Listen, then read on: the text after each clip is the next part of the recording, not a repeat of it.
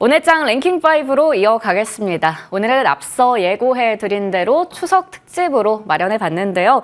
연휴 전에 사실 고민이 제일 많습니다. 팔고 가야 될지 아니면 묻어두고 가야 할지 고민 많은 투자자분들을 위해서 저희가 추석 전에 마지막 전략부터요. 추석 연휴 이후에 또 시장에 대한 전망 그리고 유망 섹터와 종목에 대한 전략까지 좀 풍성하게 상차림을 만들어봤습니다.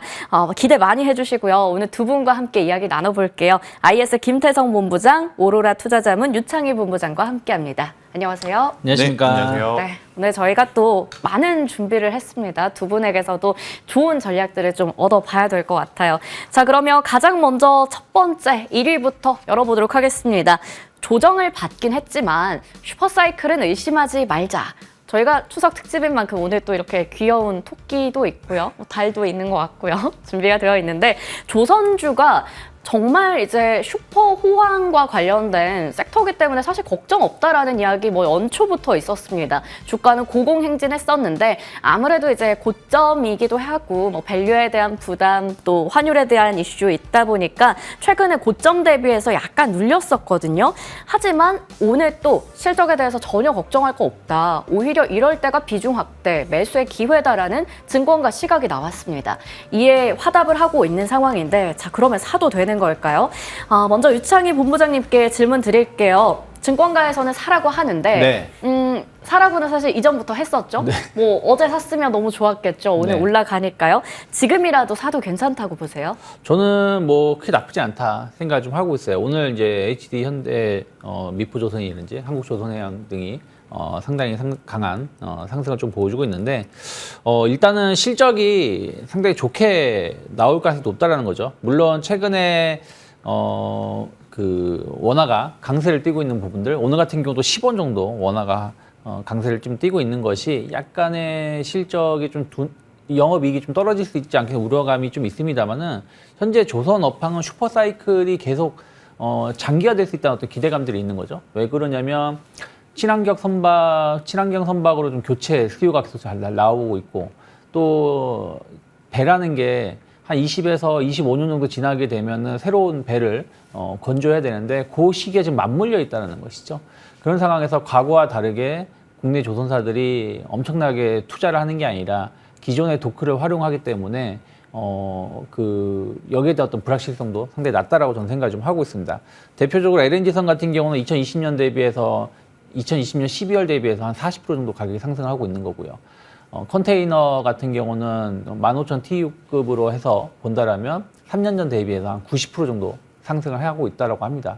그래서 이런 것들을 감안한다라면 이제부터 수주가 나오는 배들은 상당히 높은 가격에 수주를 하는 것이고 오히려 반대로 원자재 가격, 철강 가격 같은 경우는 하락세를 보여주고 있기 때문에 안정적인 수익성 유지될 수 있지 않을까 생각을 좀 하고 있습니다. 그래서 한국조선해양 같은 경우는 올해 한 1조 3천억 정도 영업이익 예상하고 있고요. 삼성중공업도 4,600억 정도, 그리고 하나오션도 2천억 이상의 영업이익을 예상하고 있는 부분들이 있어서 이런 것들 감안한다라면 최근에 좀 조정이 나왔지만 조선주들은 제가 한 얼마 전에 이 시간에 한번 말씀드렸던 것 같은데 올해 패턴을 본다라면 실적 발표 전에는 주가가 그렇게 좋지 못합니다. 네. 근데 막상 실적 발표를 앞둔 상황에서는 주가가 상당히 좋은 상승을 보여줬기 때문에 이제 9월 중순 넘어간다라면 추석 이후부터 9월 중순이기 때문에 조금씩 모아가도 충분히 공략할 수 있지 않을까 생각하고 있습니다. 네. 외국인들도 사실 조선주 최근에 많이 샀어요.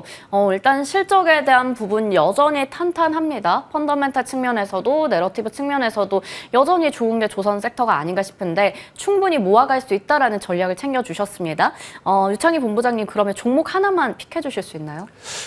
저는 여전히 현대 삼성중공업 전 좋게 보고 있는데 요즘 같은 경우는 사실은 좀 주가 변동성이 좀 있다 보니까 하나오션 같은 경우도 일단은 안전마진, 그러니까 주가는 최근에 삼성중공업, 현대중공업들이 올라갈 때 전혀 오르지 못했기 때문에 오히려 주가가 하락한다고 하더라도 추가적인 급락보다는 제한된 하락, 그러면서 일단은 MRO 시장에 진출하는 부분들이 있어서 좀 재평가를 받는다라면 저는 충분히 한 35,000원 이상, 4만 원까지도 바라볼 수 있지 않을까 생각하고 네. 있습니다. 삼성중공업과 또 MRO 시장의 또 개척을 이끌어내고 있는 한화오션까지 같이 짚어주셨어요.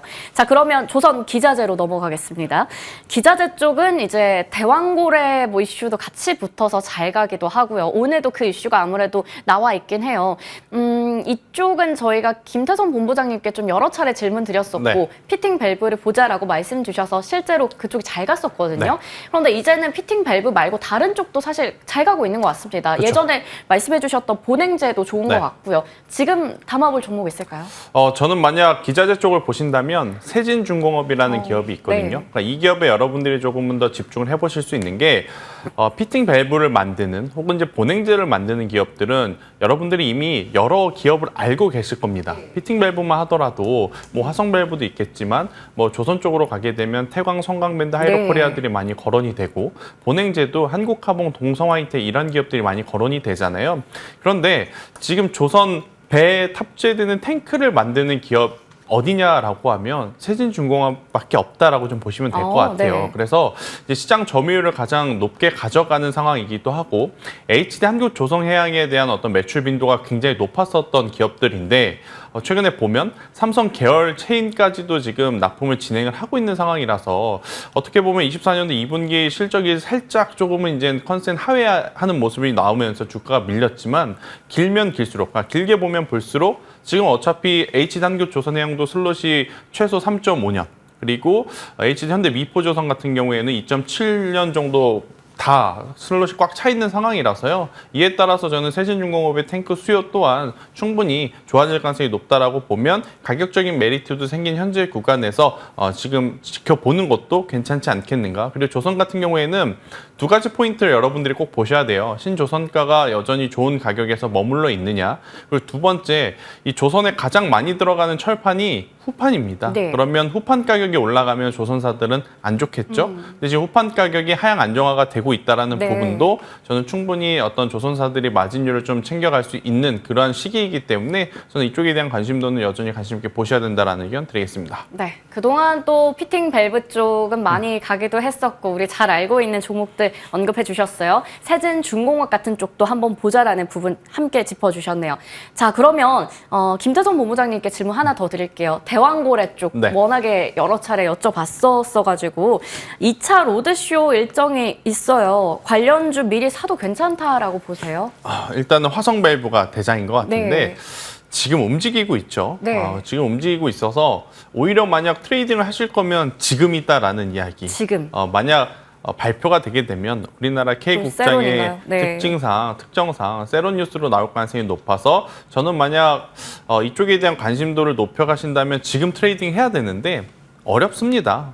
다음 주면 또 연휴를 앞두고 있는 상황이라서 저는 지금 이쪽에 대한 관심도를 가지고 계시는 건 알지만 전략적으로 조금은 한 템포 쉬었다가 네. 다음 주에 만약 시장이 열렸는데 여전히 이쪽에 대한 시세가 좋다? 그러면 그때 들어가는 괜찮지만 오늘은 조금은 아니지 않겠는가라는 설명 드리도록 하겠습니다. 네. 일단은 미리 담는 건 좋지만 오늘은 아니고 나중에 또 세론으로 작용할 수 있다라는 부분도 짚어주셨어요. 자, 그러면 유청희 본부장님 자원 개발 쪽 오늘 많이 가잖아요. GS 글로벌 이런 쪽이 대장주 역할도 하고요. 네. 어떻게 보세요? 뭐 다 비슷한 것 같아요. 결국은 대왕고래 프로젝트 이슈가 좀 있어서 네. 움직임이 나오는 거라 생각하고 있는데 저는 이렇게 된다면 이미 주가 좀 반영되는 것이 아닌가 생각을 좀 하고 있습니다. 그래서 이미 가지고 계신 분들이라면 모르겠지만 또 일정 매매를 잘 하시는 분들이라면 모르겠지만 지금 신규 추격 매수를 한다라는 것은 조금은 분위기가 그러니까 죄송합니다. 연휴를 앞두고 있는 부분들도 있기 때문에 다음 주 흐름을 좀 확인하면서 대응하는 게 맞지 않을까 생각하고 있습니다. 네. 역시나 연휴 앞두고 사실 딱 직전에 마지막 거래일이다 보니까 아직은 따라잡기에는 약간 무리가 있는 구간이다라는 부분도 함께 정리해 주셨습니다. 다음 이슈로 넘어가 보도록 할게요. 밸류업으로 한번 이렇게 큰 틀로 좀 묶어보긴 했는데 어제 또 이복현 금감원장이 뭐 이런 말을 했죠. 연기금과 운용사 의결권을 적극적으로 행사해줬으면 좋겠다라는 내용이었습니다. 아무래도 그러다 보니까 이제 밸류업 추진에 대해서도 뭔가 탄력이 더 붙을까라는 기대감이 일단 나오고 있고 실제로 오늘 그 분위기들이 좀 나타나고 있는 것 같습니다. 대표적인 게 금융과 자동차 섹터가 될 텐데 이쪽 물론 각각 개별 더 호재도 있겠지만 오늘 다 같이 가고 있잖아요. 자, 먼저 밸류업 전반적인 것에 대해서 질문 드릴게요. 김재선 본부장님, 좀 더 기대해 볼 수 있을까요? 이 이슈를? 우리가 생각한 것보다 강한 정책이 나오지 않으면 네. 아마 비난만 받다 끝날 확률이 높기 때문에 정부에서도 이 부분을 좀 고려를 하면 네. 적극적으로 계속해서 이제 정책에 대한 어떤 드라이브를 저는 걸어줄 수 있지 않겠는가라는 생각이 들어요. 왜냐 우리가 이제 수급 밸류업 이야기한 게 벌써 이제 1년이 다 되어가는 네. 어떤 시점이 되었기 때문에 저는 우리가 만족할 만한 이야기들이 나오지 않으면 실망 매도 물량이 굉장히 많이 나올 수 있다.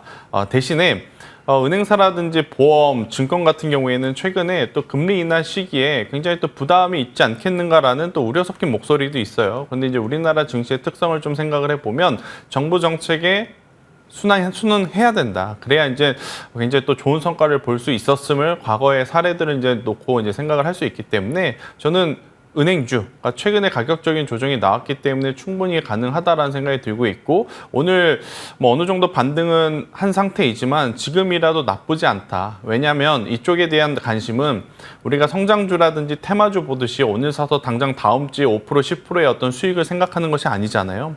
정부 정책에 따라서 주주환원 정책을 따라서 높은 배당을 좀 받을 수 있게 길게 이제 끌고 갔을 때 어떤 효과들을 누리는 그러한 섹터이기 때문에 저는 장기 관점으로 보면 지금의 어떤 위치도 나쁘지 않겠는가. 대신에 대장주를 좀 사는 게 좋겠죠. 은행주 쪽에서는 하나금융지주와 이제 KB가 지금은 가장 좋아 보이기에 저는 이쪽에 좀 집중하시는 게 좋을 것 같고. 근데 개인 투자자분들의 성향상 나는 주가타 깨나도 네. 은행주는 좀 싫다 하시는 분들 많으실 거예요. 네. 한 번도 매매를 안 해보셨거나 네. 그런 분들 같은 경우에는 지금 지주사를 하는 게 저는 맞지 않을까 싶어요. 오늘 두산도 굉장히 괜찮게 올랐고 네. LS도 괜찮고 지금 LG도 괜찮은 상황이라서요. 이쪽에 대한 시선은 단일 기업에 대한 어떤 성과를 좀 기대하기보다는 주주 환원 정책에 대해서 기대를 하는 부분이라 은행주가 정말 손이 안 간다 하시는 분들은 저는 지주사 쪽으로 시선을 돌려보는 것도 나름 괜찮다라는 의견 드려보도록 하겠습니다. 네. 금융주 안에서 본다면 대표주들 그리고 그 외에서 이제 본다면 지주사 쪽도 그쵸. 함께 거론해 주셨습니다.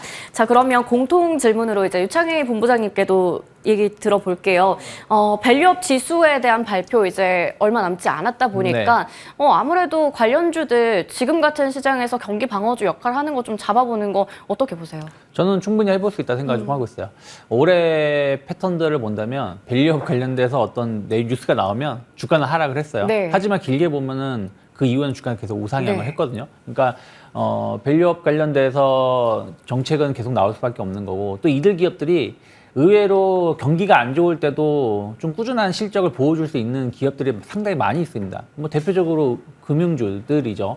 물론 이제 경기가 너무 안 좋게 침체를 간다라면 모르겠지만 그런 경우는 자주 안 나오거든요. 그렇다면 경기가 좀 둔화된다고 하더라도 꾸준한 영업이익이 나온다는 부분들, 지주사도 그런 역할을 해주는 부분들이 좀 있겠죠. 그래서 밸류업 확대에 대한 어떤 긍정적 기대감들, 또 배당이 높아지고 있는 부분들에 대해서 꾸준히 관심을 갖는다라면 주가는 오히려 최근에 증시 조정 대비해서 은행주들 물론 이제 주초에 좀 조정이 나오긴 했습니다만은 길게 본다라면 시장 수익률보다 좋은 상황이거든요. 그래서 네. 저 은행주라든지 혹은 메리츠 금융지주 같은 기업들도 좋게 보고 있고요.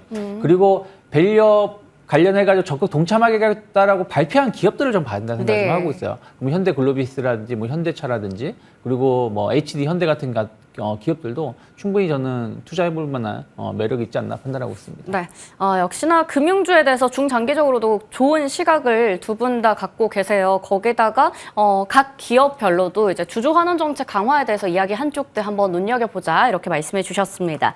자, 그러면 이제 자동차 쪽으로 한번 넘어가 볼게요. 이쪽도 마찬가지로 밸류업에 대한 모멘텀도 있지만 간밤에 너무 이제 반가운 뉴스가 나왔습니다. 정말 답답한 주가 흐름이었는데 GM이랑 파트너십 체결했다라는 소식에 잘 가요. 일단은 뭐 폭발적으로 더 올라줬으면 좋겠지만 오늘 시장에서 이 정도도 정말 좋은 모습을 보여주고 있긴 합니다. 김대성 본부장님, 자, 향후 주가 전망이 좀 궁금한데 아무래도 한 번에 크게 가진 않는 것 같아요, 현대차는. 사실 GM과 MOU를 한다 그래서 네. 급격하게 뭐 차량 판매 대수가 늘어나거나 네. 실적이 갑자기 좋아지거나 네. 그걸 기대하기에는 저는 어렵다 생각이 들어서 저는 오늘 개장하고 나서 좀 의아했어요. 이게 갑작스럽게 이렇게 투심이 네. 붙을 만한 이슈인가? 네. 왜냐하면 어제 물론 GM이라고 하는 기업의 글로벌 주가는 상승을 했지만 그 전에 뭐 BMW라든지 완성차 기업들의 주가를 보면 그들이 지금 자체적으로 세운 기록에 대한 부담감들이 굉장히 많은 상황이거든요. 이제 우리가 흔히 이걸 이제 피크아웃이라고 이제 많이 이야기를 하는데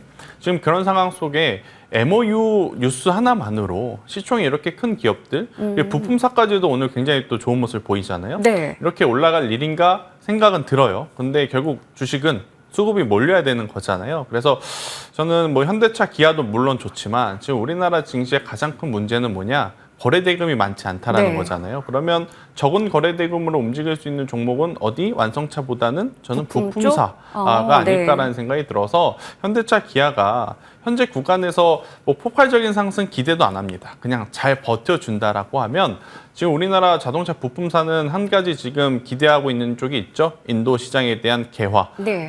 그래서 이제 화신이라든지 서현이와 SL 같은 경우에도 이제 오늘 좋은 흐름들이 나왔는데 이 흐름의 연속성은 한 번 더 기대해 볼 수 있지 않겠나라는 의견을 한번 드려보도록 하겠습니다. 네.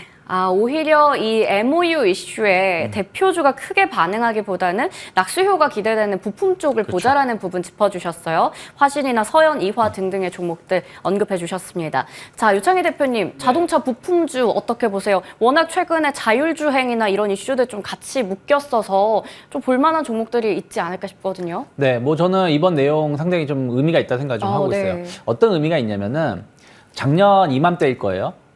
폭스바겐이 현대모비스로부터 그 전기차 플랫폼 관련돼 가지고 한 수조 원대 계약을 맺었죠. 그리고 이번에 GM이 현대차 그룹하고 계약을 맺은 거거든요.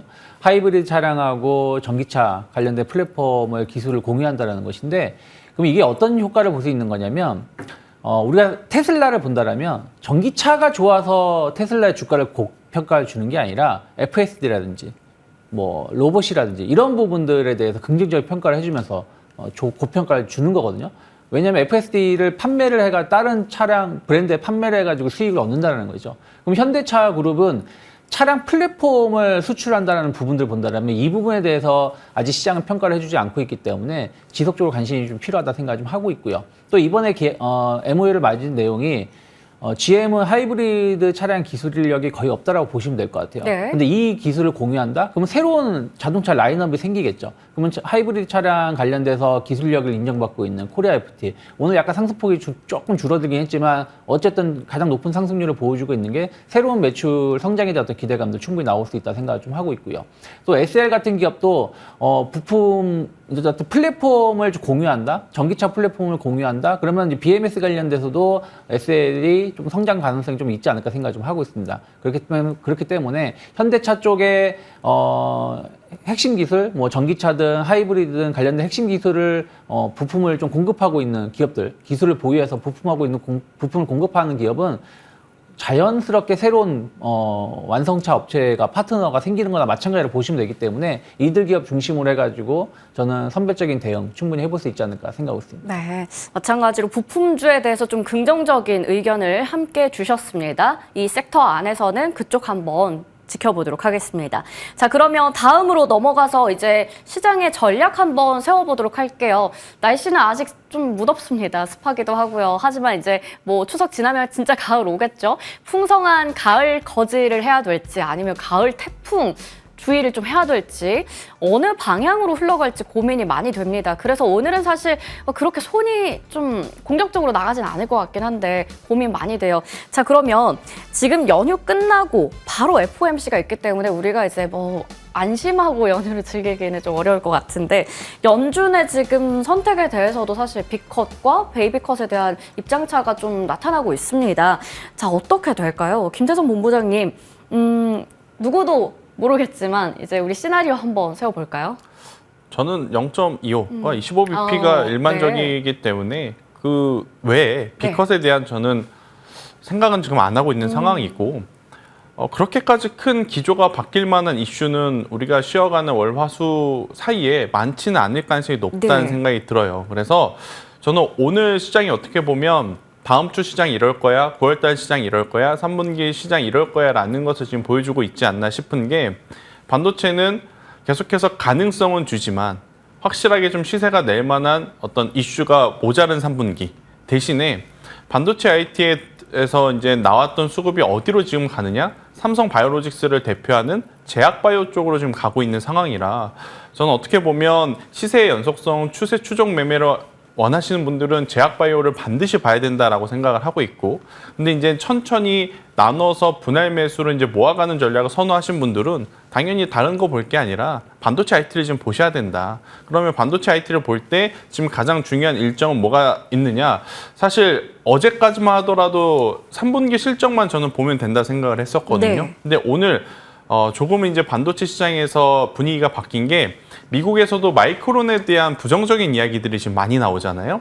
디램에 대한 가격 혹은 디램에 대한 재고 그럼 그게 우리나라 삼성전자, SK하이닉스에는 굉장히 직접적인 어떤 이슈가 될 가능성이 높아서 이렇게 되면 9월 말쯤에 있는 마이크론에 대한 실적 성과부터 좀 체크를 해야 되겠다라는 생각이 들어서요. 반도체를 보시려거든 9월 말과 3분기 실적 이 흐름을 보시면서 저는 천천히 모아가셔야 될 것 같고 제약바이오는 오늘이라도 저는 크게 무리 없다라는 의견 드리도록 하겠습니다. 네, 저희가 이제 그 FOMC 결정에 따라서 어떻게 좀 대응을 해야 되느냐에 대한 질문을 드렸고 일단은 빅스텝보다는 좀 스몰컷에 대한 이야기 주시면서 그 이후에 반도체 섹터와 또 제약 바이오 섹터에 대한 접근 방법 알려주셨는데 반도체 섹터는 조금 기다려봐야 할 일정들이 있고 제약 바이오는 오늘이라도 가능하다라는 부분 주셨어요. 섹터 이야기는 또 잠시 후에 나눠보도록 하겠습니다. 자, 그러면 이번에 수급 적으로도 좀 걱정이 커서요. 유창희 본부장님, 외국인 기관이 특히 외국인이 뭐 이미 한국 증시를 떠난 지가 오래됐습니다. 연휴 이후에는 이제 뭔가 좀 방향성 돌아올 수 있다고 보세요? 저는 한국 증시를 떠났는가? 전 그렇게 보고 있지는 않아요. 왜냐하면은 최근에 외국인들 한 달 정도 흐름을 8월 1일부터 본다라면 한 6, 7조 원 정도 순매도를 했습니다. 근데 삼성전자에 거의 한 6조 원 정도가 몰려 거의 있는 IT 투톱 그리고 삼성전자. 하이닉스에 1조 2천억 원. 그러니까 이 두 기업만 매도를 한 거죠. 그럼 이 두 기업만 매도했는데 한국을 떠난다? 우리나라 주식시장 2,000개가 넘는 종목이 있는데 이 두 기업 매도했다고 해서 떠났다가 말하기 힘들다 생각하고 있어요. 오히려 저는 지금 수급이 상당히 좋아질 수 있는 부분들이 일부 있다고 생각하고 있는 게 화면 한번 보신다라면 왼쪽에 신용 규모 분석이에요.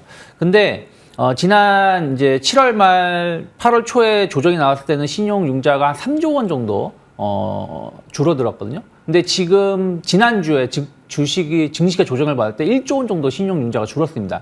그런데 지난 8월 초에 신용 융자 감소는 어떻게 보면은 반대 매매에 따른 하락이라고 감소라고 보면 되겠는데 이번에 신용융자 감소는 오히려 시장이 조정이 나오다 보니까 그 앞에서 신용을 매수했었던 분들이 저는 정리를 한 거라 생각하고 있어요. 그럼 이 자금은 언제든지 들어올 수 있다. 그러니까 무슨 얘기냐면 반대 매매로 신용융자가 급감한 거는 다시 들어올 수가 없는 거지만 스스로 개인 투자자분 스스로 주식을 매도한 자금은 언제든지 들어올 수 있다는 거죠. 그리고 또 하나는 최근에 그럼 개인 투자자들 엄청나게 주식을 매수했는데 이건 다 삼성전자에 집중되어 있다는 뜻이에요. 그러면 한 종목에 혹은 두 종목에만 개인 투자자가 몰려 있는 거고 나머지 시장은 어떻게 보면 수급 공백이 형성되어 있을 수가 있다. 그러다 보니까 그 안에서 순환매가 나오고 있다고 보고 있거든요. 그러면 저는 미국 증시가 FOMC 이후에 어떻게든 움직일지 모르겠지만 만약에 뭐 큰 조정이 없고 그냥 완만한 흐름들을 보여준다라면 주가 지수는 엄청나게 오르기 힘들 것 같아요. 뭐 삼성전자, 하이닉스, 특히 삼성전자가 이러한 모습을 보여준다라면 올라가기 힘들겠죠. 하지만 그 안에서의 종목별 순환매 혹은 김재선 본부장이 말씀하신 것처럼 수급이 몰리는 쪽에 추세가 살아가는 섹터는 충분히 나올 수 있다 생각하고 있어요. 그래서 오늘 같은 경우도 보면 반도체를 좀 제외하고 나면은 전체적으로 시장 부진이 나쁜 편은 아니거든요. 그렇기 때문에 좀 종목에 집중하는 장세를 대비한다라면 저는 오늘 같은 날도 뭐 공격적이진 않지만 일부 좀 FOMC를 긍정적으로 본다라면 뭐 관련돼서 좀 주식을 좀 일부 매수해서 마감할 수도 있지 않을까 생각하고 있습니다. 네, 결국에는 추석 직전에도 우리가 어느 정도 담아볼 수 있는 섹터는 있다라는 말씀을 두 분 다 해주신 것 같습니다. 자, 그러면 그게 어떤 섹터인지가 이제 궁금해지니까요. 넘어가 보도록 할게요. 자, 먼저 김태성 본부장님의 추석 이후에 떠오를 섹터, 보름달처럼 떠오를 수 있는 섹터, 어떤 거 준비하셨는지 궁금합니다. 자, 제약바이오네요. 미국 생물보안법의 금리 인하까지 날 좀 봐요. 바이오를 바이오, 바이, 사자라는 거네요. 일단 제약바이오만큼 지금 좋은 시세를 내는 섹터도 찾기가 어려운 것 같아요. 반도체도 참 어제만 같았더라면 네. 하나 아쉬움이 있고 2차 전지는 언제쯤 정신을 그러게요. 차려줄까? 연속성이 참 중요한데. 그죠. 이런 상황 속에 제약바이오는 지금 여러모로 굉장히 지금 박자가 잘 맞아가고 있다 생각이 듭니다. 일단 첫 번째 주가가 올라가려면 수급이 받쳐줘야 되죠. 지금 수급이 받쳐주려면 당연히 명분이라는 것이 있어야 되는데 이 명분이 대내적으로 굉장히 많은 거죠. 그러니까 안에서 보면 기업들의 기술 이전, 기술 수출, 그리고 실적에 대한 모멘텀들이 지금 워낙 좋았던 올 상반기였고 또 그 기조가 하반기까지 이어지고 있다라고 좀 보시면 될 것 같고요. 그리고 이제 외부적으로 보면 미 대선 이슈라는 이제 가장 큰 이벤트가 올해 하반기에 자리하고 있잖아요. 여기서 이제 생물보안법 같은 경우에는 특정 당, 특정 인물이 지금 끌고 가는 것이 아니라 양 당에서, 그러니까 미국 전체적으로 지금 동조해주는 그러한 정책 모멘텀이기 때문에 이보다 더 강한 정책은 없다라고 좀 보시면 될 것 같아요. 그 효과가 실제로 2분기 우시바이오 그룹이 실적이 저조한 것을 통해서 확인을 했고, 오히려 우리나라 기업들의 실적이 늘어난 것에 이제 확신을 한 그러한 투자자분들이 굉장히 많기 때문에 저는 지금의 제약바이오, 제약바이오 안에서도 굉장히 많은 분야가 있습니다. 임상 파이프라인을 기준으로 하는 쪽, 혹은 CMO, CDMO 쪽을 하는 쪽, 바이오시밀러를 하는 쪽 굉장히 많지만 저는 이 생물보안법을 통해서 가장 수혜를 받을 수 있다라고 보여지는 CMO와 CDMO 쪽에 관심을 가지는 게 지금은 현실적으로 가장 높은 수익률을 준다라고 말씀드리기보단 가장 안정적인 투자처가 될 가능성이 저는 높다라는 생각이 들고 있고요. 또 이제 CMO, CDMO를 비롯해서 이 제약바이오 같은 경우에는 굉장히 큰 자금이 긴 R&D 시간 안에 많이 들어갑니다. 그러니까 금리 인상 시기보다는 당연히 금리 인하 시기에 조금 더 자금 조달을 할 수 있는 그런 장점이 있기에 저는 여러분들이 만약 보신다면 제약바이오 쪽의 관심도를 아마 이미 가지고 계시겠지만 조금 더 높여보실 필요는 있다라는 의견을 한번 드려보도록 하겠습니다. 네, 제약바이오는 워낙에 지금 많은 투자자분들의 관심 섹터이기도 합니다. 실제로 좋은 성과를 내주기도 했었고요. 어떻게 보면 추석 이후에도 우리가 안정적인 투자처로 볼 수가 있다라는 말씀 주셨어요. 자, 그렇다면 여기서도 지금 CDMO 쪽을 같이 꼽아주시긴 하셨는데 네. 종목 하나 픽해주세요. 삼성 바이오로직스 좋은 건 다 아실 네. 테니까 삼성 바이오로직스를 좀 제외해보면 네. 아마 바이넥스도 여러분들 이미 다 아실 겁니다. 네. 아시겠지만 그래도 바이넥스만큼 지금 상승 탄력을 좀 보여줄 만한 기업은 드물지 않겠는가 싶어서 바이넥스를 좀 말씀드리고 싶고요. 결국에 이제 우시바이오 그룹을 대처할 한국 기업을 찾아보면 삼성 바이오로직스도 있겠지만 중소형단은 이제 커버할 수 있는 기업으로는 이제 바이넥스가 가장 많이 거론이 되는 상황이다라고 좀 보시면 될 것 같고, 실제로 이 실적에 대한 기대감이 굉장히 지금 높은 상황이에요. 생물보안법에 따라서 이 바이넥스가 공장 가동률이 지금 높아진다라고 하면 당연히 이 공장 가동률이 높아진다는 건 실적이 성장한다는 것을 의미하고, 실적이 성장을 한다는 건 당연히 주가가 올라갈 만한 확실한 이유가 되기 때문에 저는 제약바이오로 보실 때 사실 오늘 연휴 전이라서 이렇게 강한 흐름을 보이기가 쉽지 않거든요. 그러게요. 네. 일단 장 마감까지 약 1시간에서 이제 1시간 반 정도 이제 약간 못 미치게 남았는데, 요 구간까지 윗꼬리가 달리지 않다면 이건 정말 강한 힘이라고 좀 보셔야 될 것 네. 같아요. 그래서 저는 바이넥스 같은 경우에는 오늘 종가에 이 시세가 여전히 유지가 된다면 충분히 우리가 관심 있게 좀 보셔도 될 것 같고요. 현재 구간에서 좀 러프하게 2만 원이라는 가격대 밑으로 내려가면 리스크 관리가 좀 필요하겠지만, 그렇지 않다면 저는 8월 달에 기록한 고점은 넘어서 3만 원이라는 가격대 이상까지도 한번 노려볼 수 있지 않을까 싶어요. 지금 요 8월 달에 기록했던 이 가격대를 넘어가려면 거래량만 조금 붙어주면 되거든요. 그렇기 때문에 충분히 가능한 흐름이 나오지 않을까라는 의견 드려보도록 하겠습니다. 네, 하이닉스 오늘 종가까지 힘 잘 봐야 될 것 같습니다. 목표 주가는 32,000원, 손절가 15,000원 설정해 주셨네요. 자, 다음으로 넘어가겠습니다. 유창희 본부장님의 추석 이후에 떠오를 섹터 궁금한데요. 자, 어떤 섹터일까요? 반도체 역시 죽지 않는다라고 말씀해 주셨습니다. 아까 전에도 반도체 섹터 좀 언급해 주셨는데 일단 연속성에 대한 부분이 좀 의문이 있긴 해요. 어떻게 보세요? 근데 반도체는 좀 구분을 해서 봐야 된다는 생각을 좀 하고 있어요. 결국에는 이번에 엔비디아 그러니까 실적은 아니죠. 젠슨 황의 발언을 본다라면 상당히 강한 어조로 발언을 했고 이게 그냥 어떤 아무 근거 없는 내용은 아니다 생각을 좀 하고 있습니다. 그러면 엔비디아발 어떤 슈퍼 사이클은 조금 더 이어진다라고 봐야 한다 생각하고 있고요. 또 하나는 반도체 관련된 기업들이 사실은 주가가 좀 많이 하락을 했습니다. 많이 하락한 상황에서 3분기 실적에 대한 어떤 기대감들 또 우려감들도 있죠. 삼성전자 같은 경우는 이미 예상치보다 20% 이상 줄어들면서 주가 하락세를 보여주고 있고 마이크론 같은 경우도 어저께 나온 리포트를 보면 HBM의 경쟁이 좀 치열해질 수 있다. 그러면 DRAM 가격이라는 이런 게 상승이 좀 생각했었던 것보다 높지 않을 수 있다라는 평가가 나오면서 하락을 했는데 실적이 뭐 급감한다 이런 내용은 저는 없었다 생각 좀 하고 있어요. 그래서 3분기 실적이 어느 정도 우려감들이 해소가 된다라면 충분히 반도체 기업들은 이미 주가가 많이 빠져 있다는 거의 관점에서 본다라면 나쁘지 않다 생각을 좀 하고 있고요. 그리고 이제 금리 인하가 이루어진다라면 투자 심리가 좀 일부 개선될 수 있다 생각을 좀 하고 있습니다. 그래서 반도체에 대해서 공격적으로 주식을 보자라는 게 아니라 어찌되었든 많이 빠져 있다는 얘기, 뭐 뻔한 얘기지만 많이 빠진 종목이 많이 오른다는 얘기 드리는 건 아니에요. 많이 빠져 있는 상황에서 기회를 찾는다라면 앞으로 FOMC 이후에 저는 앞에서 말씀하신 것처럼 9월 26일에 현지 시간 26일에 이제 마이크론 테크놀로지 실적을 발표하기 때문에 이것을 기점으로 해서 정확하게 방향이 좀 결정될 수 있다 생각을 좀 하고 있습니다. 그러면 어쨌든 주식을 사서 좀 전략을 잡는다라면 좀 분할로 좀 모아갈 수 있는 구간이 될 수 있지 않을까 생각하고 있습니다. 네, 분할로 모아갈 수 있는 구간이다라는 말씀 주셨어요. 자, 그렇다면 이 반도체 섹터에서도 종목 하나 골라볼까요? 저는 하이닉스 하나만 보면 되지 않을까 생각을 좀 하고 있어요. 네. 무슨 얘기냐면 HBM의 성장세는 계속 될 수 있는데 이것을 주도하고 있는 건 하이닉스라는 것이죠. 그리고 최근에 보면 삼성전자 실적 줄어들 수 있다는 우려감들, 또 마이크론도 하반기 이후에 실적이 좀 둔화될 수 있다는 우려감을 주가가 하락을 했는데 저는 하이닉스는 그러지 않을 거라 생각을 좀 하고 있어요. 오히려 3분기 시장에서는 지금 삼성전자보다 반도체 사업 부분의 영업이익이 더 높게 나올 수 있다는 전망이 나오고 있고요. 이건 4분기에는 본격적으로 12단, HBM 12단 제품이 하이닉스는 공급이 됩니다.